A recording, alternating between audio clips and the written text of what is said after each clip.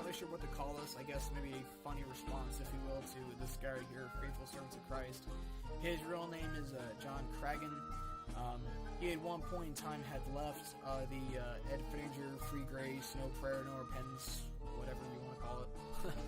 He left them, and then he joined up with, he tried to fellowship with myself and people like Brian and try to interact with us. And now he's left the cult again, and now he's back to his old ways of making all these hit pieces about Brian and myself and other brethren. It's just, typical of these people. I mean, let me just give a quick scripture on this guy. Let me pull this up here. Actually, I'll give two scriptures that perfectly describe him. Make this a little bigger. This describes him perfectly, that we henceforth be no more children tossed to and fro and carry about with every wind of doctrine, by the sleight of men and cunning craftiness, whereby they lie in wait to deceive. This is Ephesians 4:14, and this is a perfect description of what he does. And this has been his entire life summarized. He's constantly changing what he believes. He's one minute he's here, next minute he's there, he's here, there, and yonder. He's a mess. He changes his beliefs more than he changes his own underwear. It's really quite sad. But another one for him, 2 Peter chapter 2, verse 21, for it had been better for them not to have known the way of righteousness than, after they have known it, to turn from the holy commandment delivered unto them. But it is happened unto them according to the true proverb, the dog is turned to his own vomit again, and the sow that was washed to her wallowing in the mire. Perfectly describes this guy. And this guy is just, these people are just absolute losers. He comes out just 3 hours ago he uploaded a thing, and I kid you not, an 8-hour live stream about the Brian Pfenninger cult. Who has time to waste 8 hours on one man? And every day he's got videos coming out of his ears now. Just Brian Pfenninger, the cult leader, and all those involved. And he's going after Aaron a lot. Phil. And he brings up my book. Oh, he's got a graven image, which it's not. I'm just gonna be blunt here. If anyone out there, if you think that cover is a graven image, you ought to look into getting professional help. Seriously, if you, I'm not even gonna waste my time on that. It's so childish. Okay. But for those who don't know what he looks like, this is who he is. Little John Cragen over here.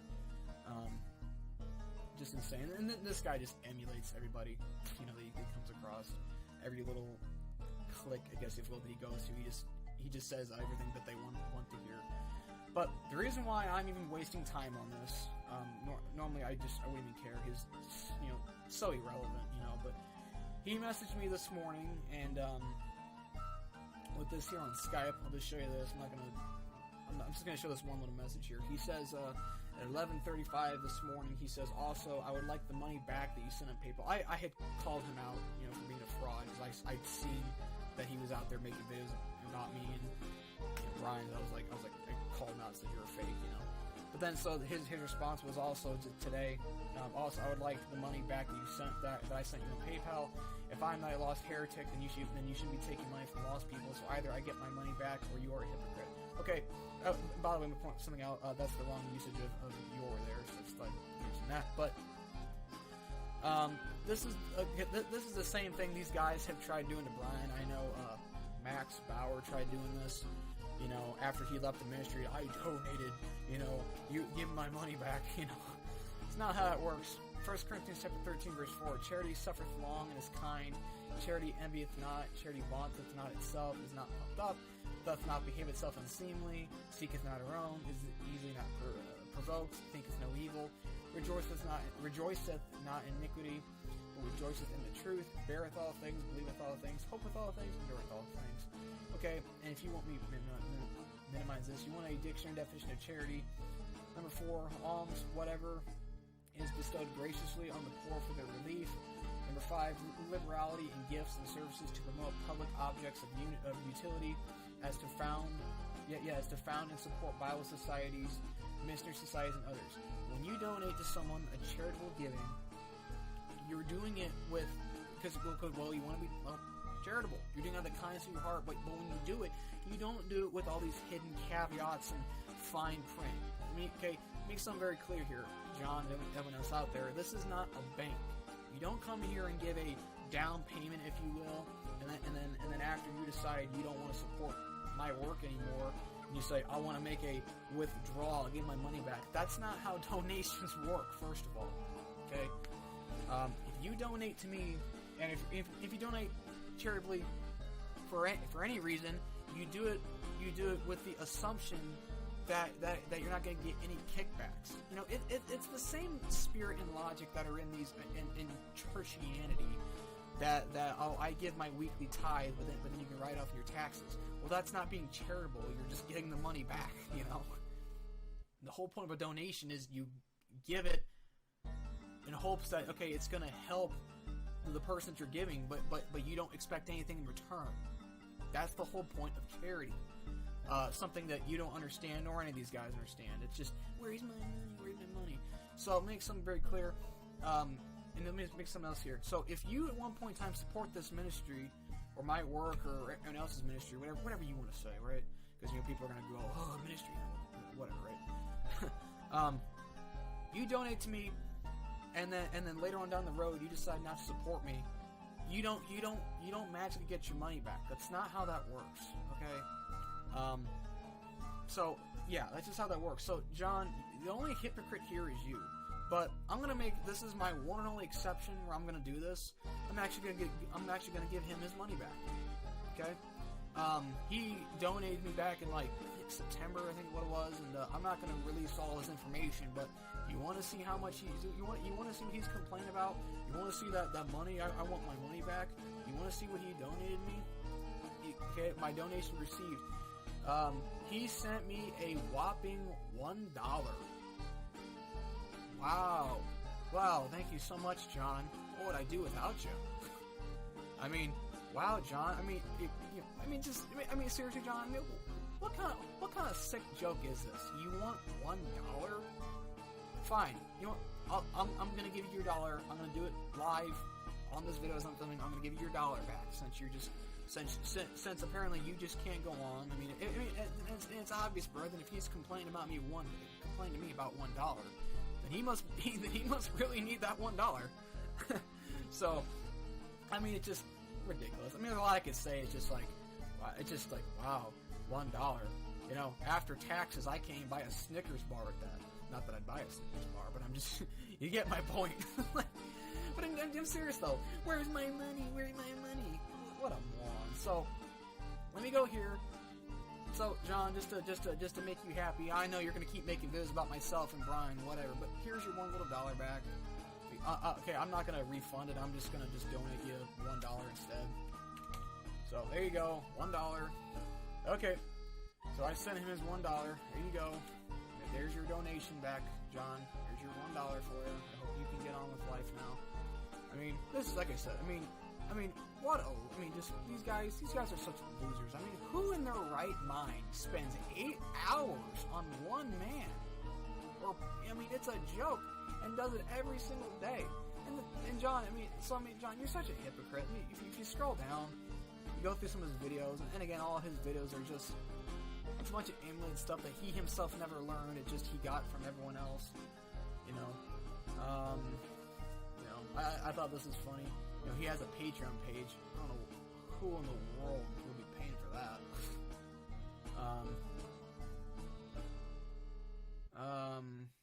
There was a couple of videos that were just funny. You know, I mean, I love this. You know, Pharisees that stalk Bible believers. Isn't that what you're doing? You know, Luke 11:53-54 describes trolls that obsessively attack Bible believers. And he's got, Frank from King's Table, Pfenninger, and Jason Singley. Well, aren't you doing the same thing, John? I mean, you better take down the videos, It's just amazing, you go down, it's just a bunch of just junk, I mean, again, there's another one he had too, I'd seen. Where's it at? Again, Dell possessed just 8 months ago. Dell possessed trolls who obsessively attack Bible believers, and he's going after Pfenninger. Well, you're kind of doing the same thing, John. I mean, you're kind of a big hypocrite there when you've got, you're on 8-hour streams and you're live. When I started filming this, he had another live stream going on right as I was filming this about Brian. He's doing another one. I mean, these people have no life whatsoever, okay? And, I mean, here, let me show what the Bible has to say about this. There's a couple more scriptures will be done, but just comical. Where are we at? Acts 17, describe him and all his buddies, you know, that just sit around their whole life is dedicated to refuting us, you know. Acts 17:21, for all the Athenians and strangers which were there spent their time in nothing else but either to tell or to hear some new thing. Did you hear what Brian said today? Did you hear what JT said today? You know, that's what these guys are. They're Athenians. They're a bunch of talebearers, okay? That's all they are. That's their only purpose in life. They're a bunch of lazy bums, sluggards. They've never done anything in their entire lives, and we've now given them a purpose. You know, Proverbs 26 verse 20, where no wood is, the fire goeth out, so where there is no talebearer, the strife ceaseth, if I can say that word. As coals are to burning coals and wood to fire, so is a contentious man to kindle strife. The words of a talebearer are as wounds, and they go down into the innermost parts of the belly. They're talebearers. And they purposely create strife, make all these videos, and then if you make comments like I did by saying, okay, 8-hour live stream, you know, they're gonna say, oh, you can't handle it, we're exposing the call, and it just empowers them even more. You know, it's astounding. Let me one more verse here. This is going to describe all these losers. For in Titus 1:15, under the pure all things are pure, but unto them that are defiled and unbelieving is nothing pure, but even their mind and conscience is defiled. They profess that they know God, but in works they deny Him, being abominable and disobedient, and unto every good work reprobate. So all these guys are, him and all his little buddies that he streams with, you know, they're a bunch of reprobates. Okay?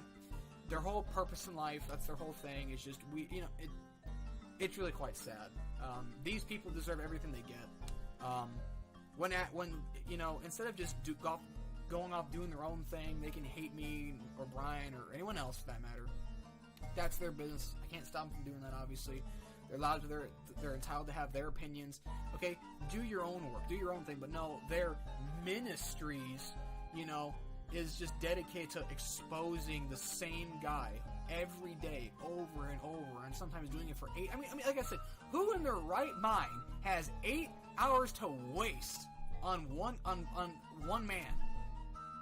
And then this guy expects you to tell, oh, if you want to donate and join my Patreon page. What a loser. So there you go, John. There's your $1 little dollar. You need it more. I guess you need it more than I need it, apparently. So yeah, that's all I'm gonna say to that. Oh, these people just crack me up. It never ceases to amaze me, and they'll keep on with the trolling and everything else because that's the only purpose in life. So whatever. That's all I'm gonna say there. Just thought I'd do that for everyone, just a little bit of humor, just to show you how absolutely insane these people are. So thank you all for watching. Have a great day. God bless you all, and stay away from these videos.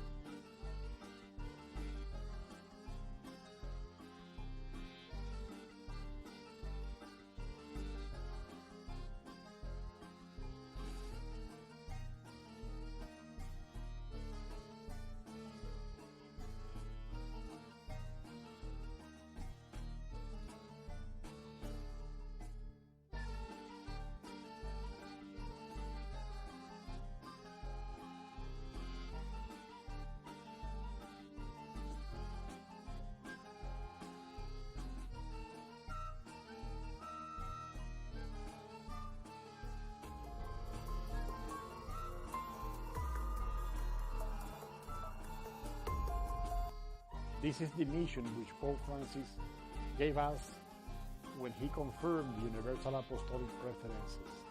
These were the fruit of a spirit-led discernment by the Universal Apostolic Body. Illuminated by them, we put into practice the mission of reconciliation and justice to which the 36th General Congregation invites us. The crisis is showing us that we are one humanity. Every human being, every people, each culture is part of this one varied, rich, and interdependent humanity.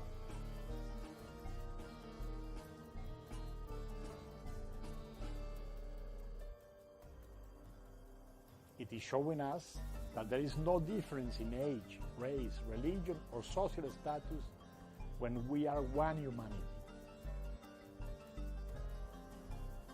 Starting by putting what we ourselves want in a second place and accepting the measures and sacrifices that allow us to contribute to the good of all.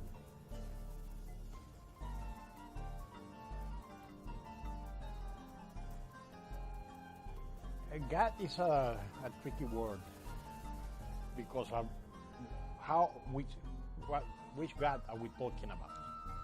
No, I have several gods in our world. So, if we are talking about the God of Jesus Christ or the God that Jesus Christ revealed us, so we have to see Jesus Christ. And how is the most profound and deep image of God that Jesus gave us, the cross. Jesus in Christ. Jesus given His life for the life of us. There is God. If we are able to really contemplate and get touched by the contemplation of Jesus in Christ, we will find the crucified people today.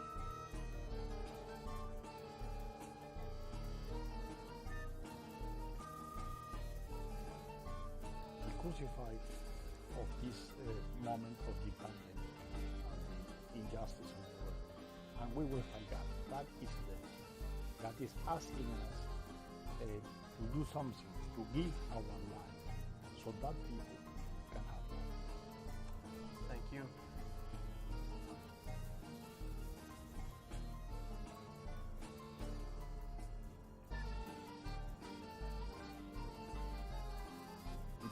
Humanity is only one humanity.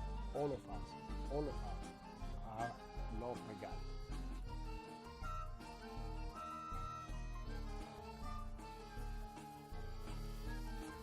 And we are loving them with the love of God. And we have to be really near them. We accompany their life as they are. We don't make differences. So I think what the way we show the path to God is to be just aside the people, really in touch, loving them.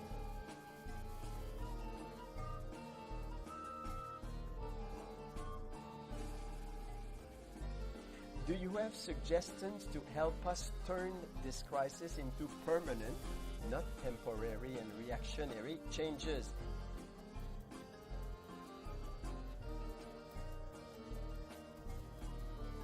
Really don't forget that this is not also an accident. Not an accident, God. It's the fruit of a way of how human beings has understand and have made their own relationship. And it's a confirmation of our mission to collaborate, to contribute to the change of this world. And I think we can show the people through reflecting about the COVID-19, the fragility of the world we have created, and how we need really to get together so we can go in another way. I don't think so that after the crisis things are going to change like this. No? There are so many interests behind this, and we are so used to the ways we are dreaming to come back to our normality. No? We are dreaming to just live as we were before the virus came to our life. But that's the great temptation. So to take an opportunity of this crisis is to be aware that something has to change, because really we are in a very fragile structure of human relationship and life. So don't forget this kind of stuff. No, just, okay, that was a bad nightmare. No, and we are awake again, and we are again in our life as before. No, we have to take the lesson that if we don't change after this, the next one will be